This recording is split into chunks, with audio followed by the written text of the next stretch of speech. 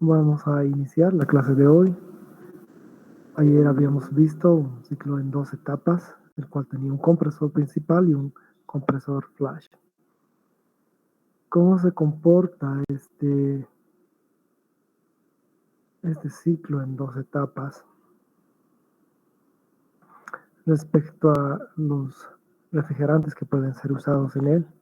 Pues depende mucho de las características termodinámicas del refrigerante y además de la diferencia de temperaturas que existe entre el condensador y el evaporador. Pero de forma general se ha encontrado que mientras más bajas son las temperaturas en el evaporador, mejor es el ahorro de energía que se puede conseguir en este sistema en dos etapas.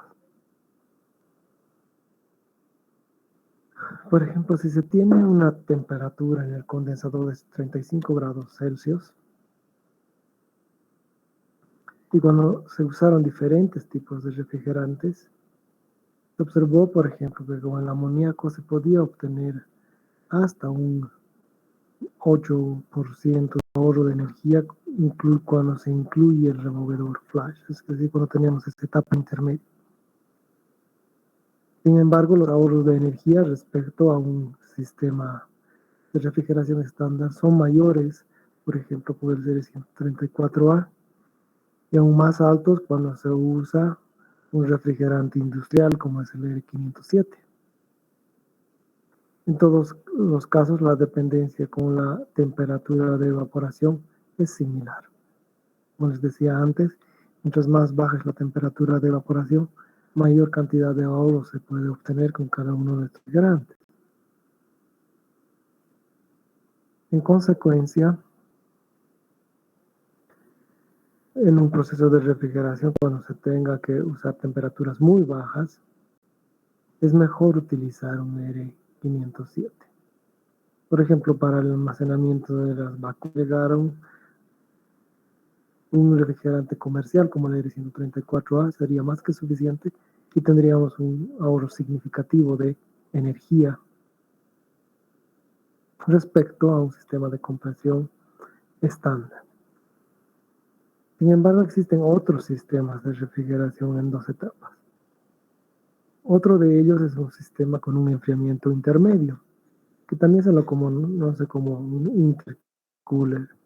En este caso se hace burbujear el vapor que sale del compresor de la etapa baja de este al intercooler, a este proceso de refrigeración intermedia. Entonces, ¿qué es lo que se hace a medida que el compresor va comprimiendo al refrigerante? Su temperatura va a elevar. Entonces, al burbujear el refrigerante acá, lo que consiguen es enfriar parcialmente el refrigerante.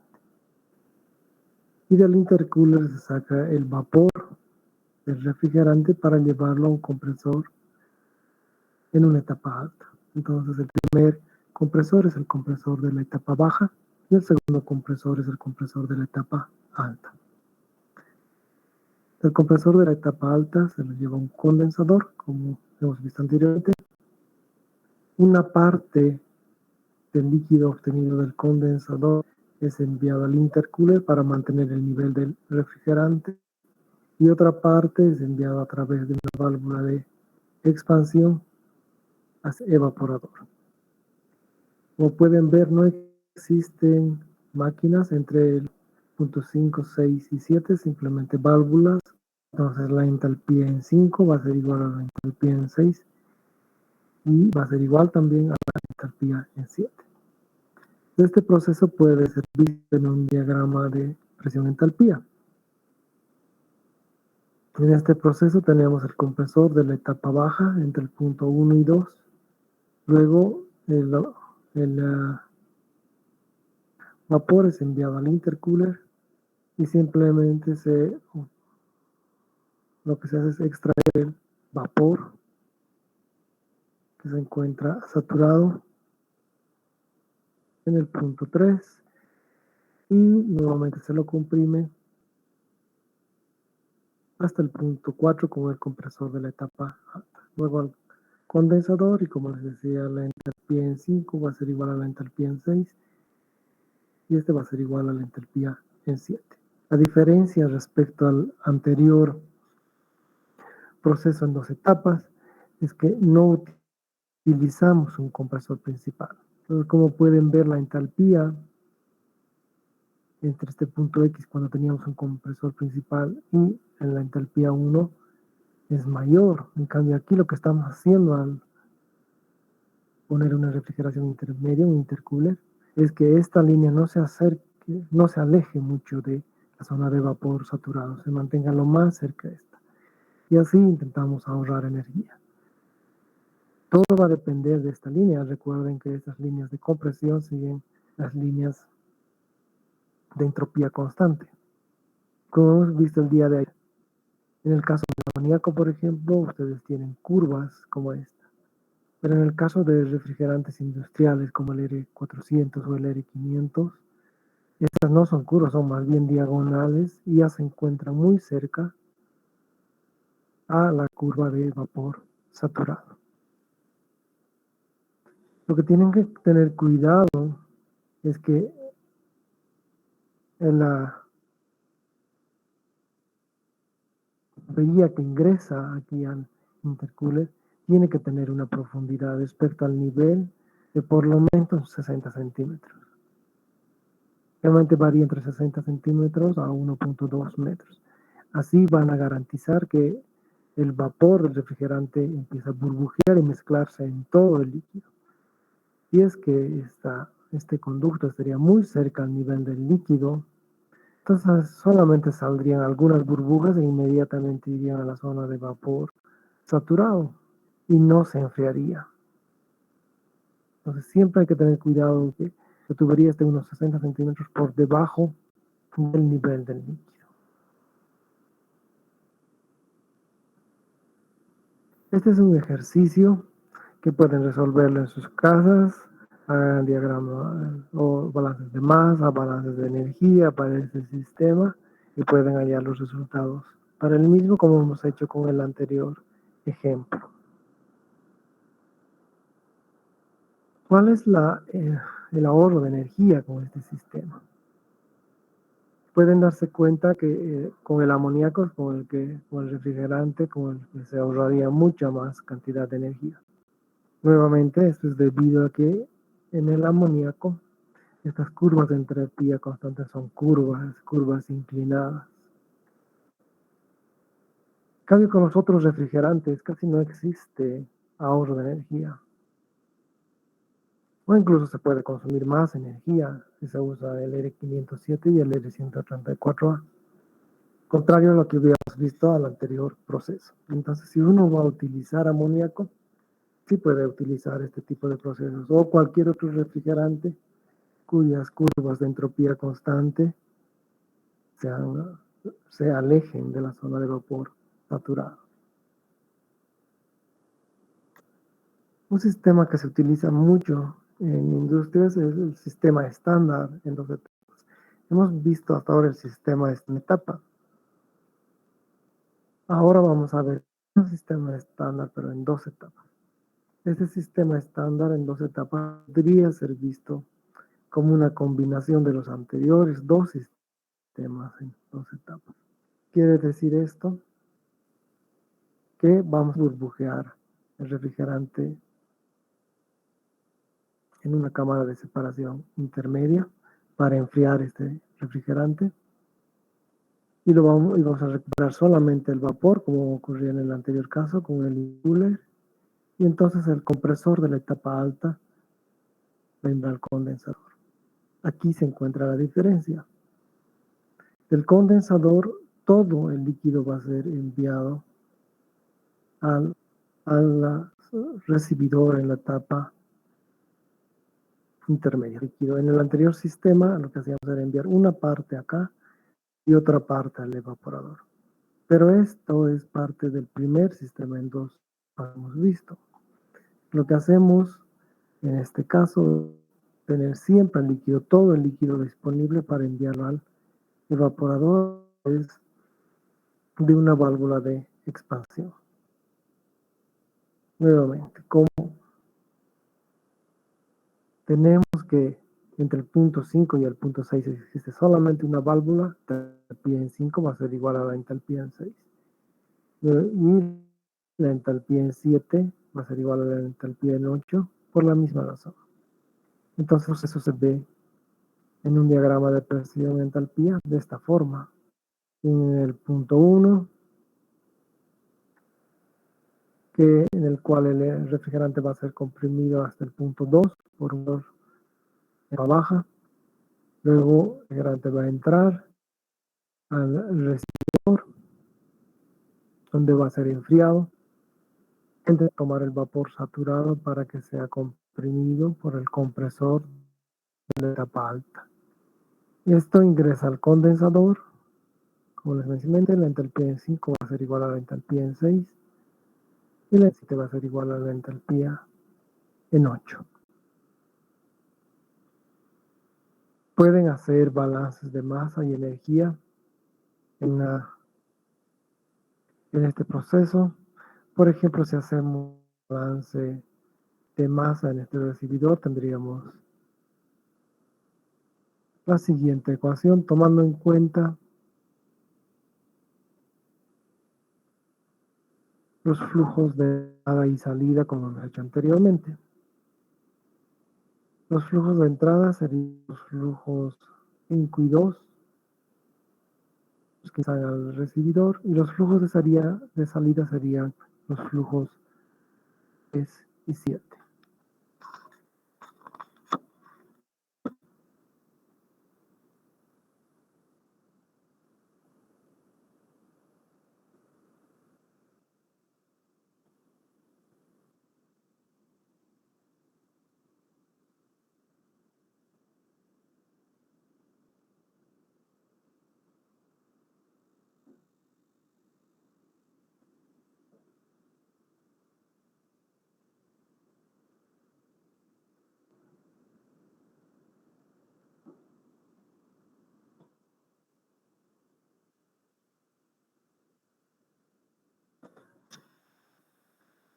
Así tenemos el balance de masa para el recibidor.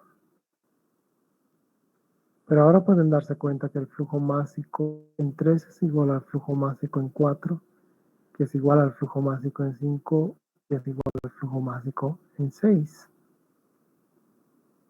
Y pueden decir que el flujo másico en 3 es igual al flujo másico en 6, o igual al flujo másico en 5.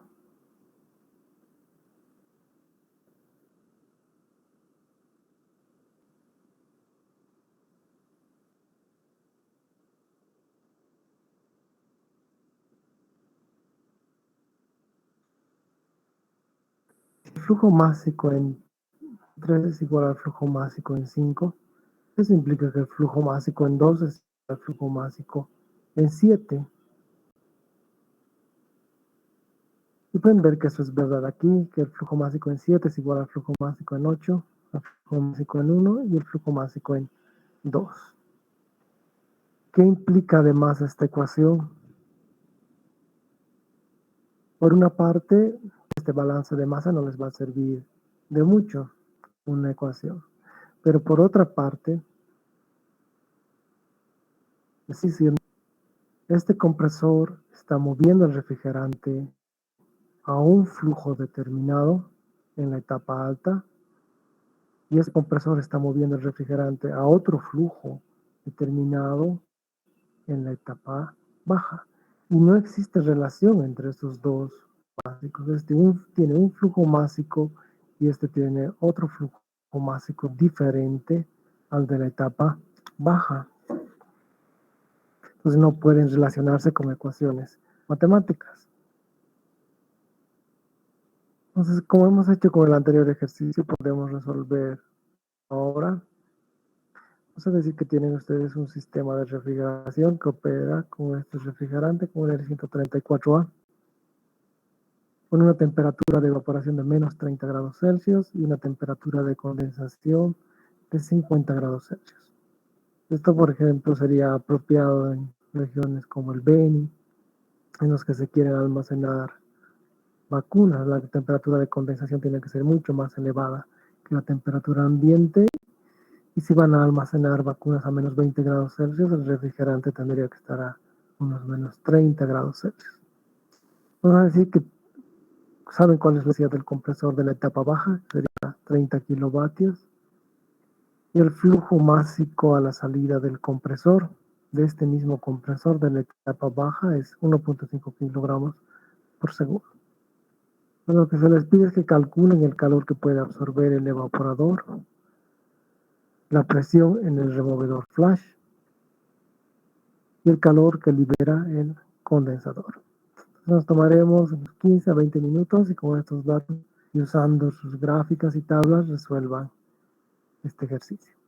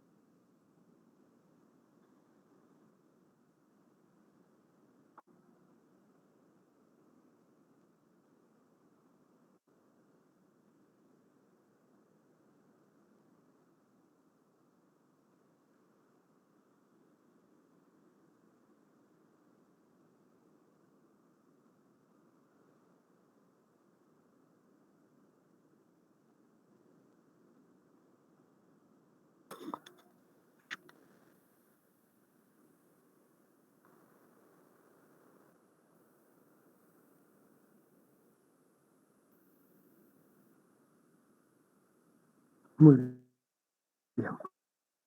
Otra que absorbe el evaporador.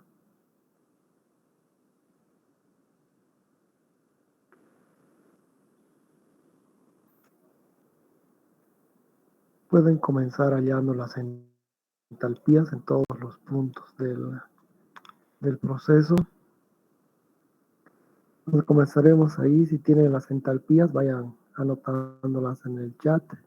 Luego podemos ver cómo relacionar esas entalpías con el resto. Pero lo más importante es encontrar las entalpías en todos los puntos del proceso, en todos los puntos que se pueda.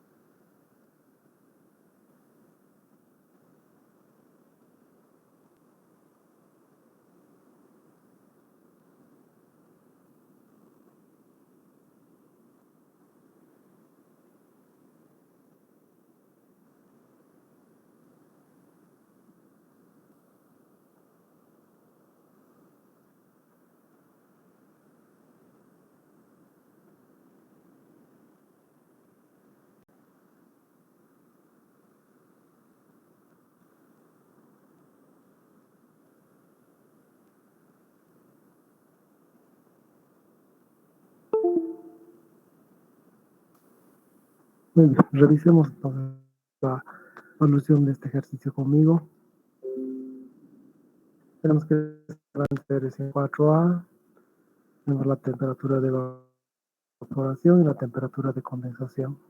Tenemos el trabajo que es el compresor en la etapa baja, que es 30 kilovatios.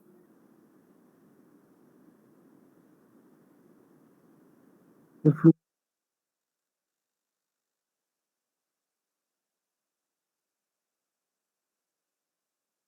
por saturado, con la temperatura 5, que es a la salida del condensador, se puede hallar la entalpía en 5, y a la vez va a ser igual a la entalpía en 6.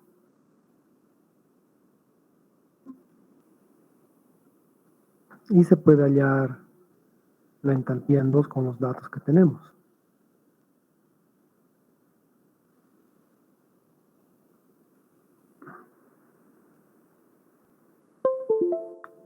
Porque tenemos que el trabajo en el compresor va a ser O másico en 2 multiplicado por la entalpía 2 menos la entalpía 1. Como tenemos el flujo másico y tenemos la entalpía 1, entonces simplemente hay que despejar la entalpía en 2. En este caso sería 400.32 kilojoules sobre kilogramo. Entonces con esto podemos ir a la gráfica porque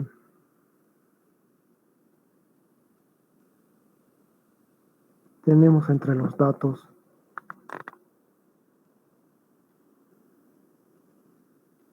cómo se va a mover esta temperatura. Tenemos aquí este punto que es nuestra temperatura 1 y tenemos esta entalpía además. Y ahora hemos hallado la entalpía 2, que es esta. Y además tenemos esta entalpía. Entonces simplemente podemos hacer coincidir sus puntos y llegar con esta línea recta hasta este punto. Además podemos tener la temperatura porque sabemos cuál es la temperatura acá. Podemos aproximarla, que en este caso sería igual a menos 6 grados. Entonces tenemos la temperatura en 7, la temperatura en 7, recuerden que es esta temperatura,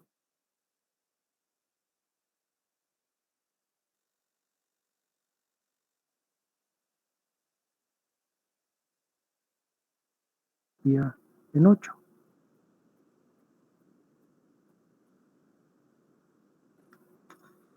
Al mismo tiempo, si tenemos esta temperatura de menos 6 grados Celsius, podemos hallar la entalpía en 3 acá, que es de vapor saturado. Entonces con eso tenemos las entalpías en el sistema. Finalmente, la última entalpía que nos falta es la entalpía en 4, pero ya que tenemos este punto ahora, tenemos la entalpía en 3 acá, a menos 6 grados Celsius, simplemente hay que trazar a entropía constante una línea hasta 50 grados Celsius, es la temperatura de condensación. Y gráficamente podemos obtener la entalpía en 4. En este caso sería igual a 420 kilojoules sobre kilogramo. Una vez que se tienen las entalpías, puede calcular el calor que absorbe el evaporador, que es el flujo másico en 2, y sería, de acuerdo a nuestro esquema, la entalpía en 1 menos la entalpía en 8. Nos piden además esta presión, 7, pero gráficamente ya hemos determinado que está a menos 6 grados Celsius y con las tablas o a través de la gráfica se puede encontrar a menos 6 grados Celsius la presión absoluta, que en este caso es 0.23 megapascales. Entonces teníamos las tablas. Y en el último inciso nos piden el calor que libera el condensador. Entonces con estas entalpías ya pueden calcular el calor que libera el condensador. Entonces les dejo estas entalpías acá.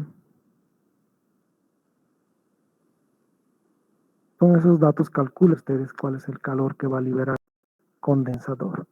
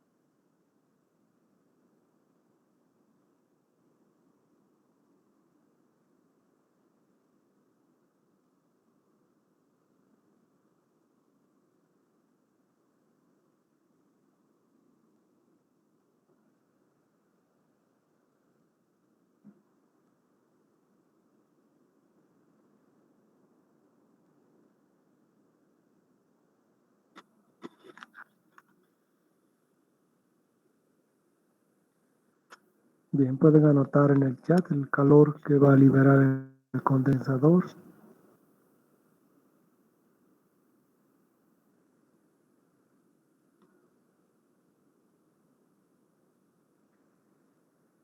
Hagan un balance de energía en torno al intercooler, a nuestro recibidor, y con eso pueden obtener el flujo máximo que requieren y con ese obtener el calor que va a liberar el condensador. Entonces, tenemos tiempo, unos 10 minutos, y anoten en el chat cuál es el calor que va a liberar el condensador.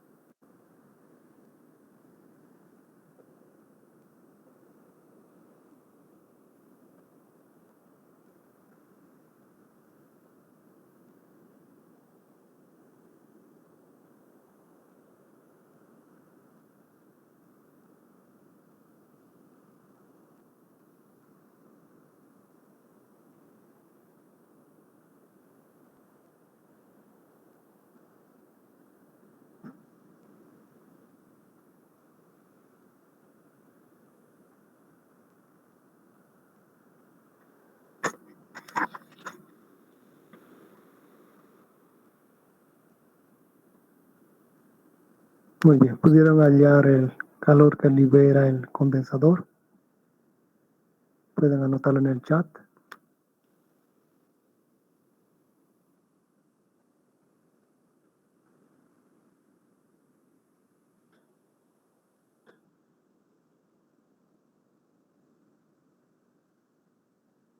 Muy bien, no importa. Entonces vamos a dejar esa pregunta para el examen.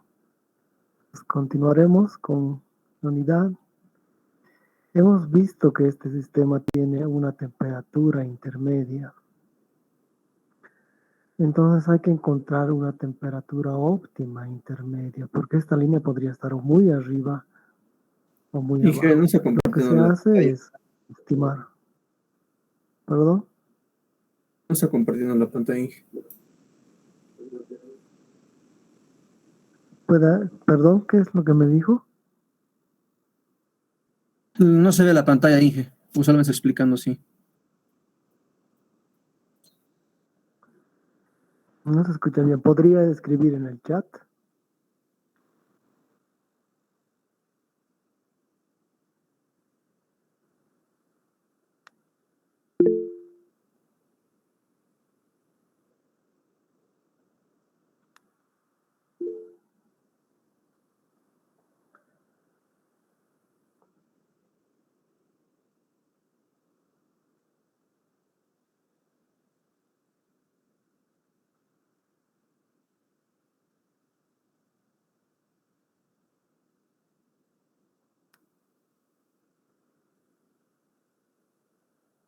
Sí, es el internet. Estoy intentando ahora mismo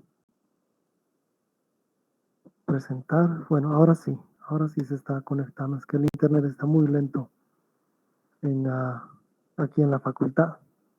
Bueno, pues ahora ya pueden ver, como les decía, la línea de la temperatura intermedia puede estar o bien muy arriba o muy abajo.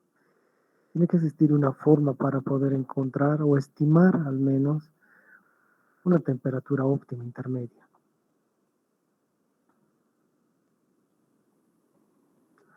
Entonces, ¿cómo encontrar esa temperatura óptima intermedia? Lo que se ha hecho es tratar de dar una estimación con base en la compresión del aire, pero con base en esto se ha encontrado que la temperatura óptima intermedia para un sistema estándar en dos etapas solamente serviría para un sistema estándar en dos etapas, sería igual a la raíz cuadrada de la presión absoluta en el evaporador multiplicada por la presión absoluta en el condensador. Si tenemos esta presión intermedia óptima, sabemos que podemos hallar esta línea a esa presión. Esta es una estimación porque cuando se ha obtenido esta raíz cuadrada de esas dos presiones, se ha visto que la temperatura óptima en sí estaba a unos 3 o 4 grados Celsius por delante de esta temperatura, pero nos da una aproximación, nos dice que puede encontrarse una temperatura aproximadamente óptima y eso ya nos ayudaría después a poder encontrar la temperatura con el proceso. Entonces, si uno quiere encontrar la temperatura intermedia, lo que puede hacer es sacar la raíz cuadrada de las presiones en el evaporador condensador y con esa presión absoluta entrar a esta temperatura.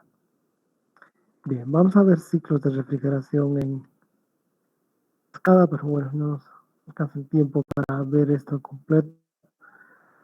Próxima semana vamos a analizar esto y vamos a ver cuáles son las ventajas y desventajas que tiene el proceso de refrigeración en cascada.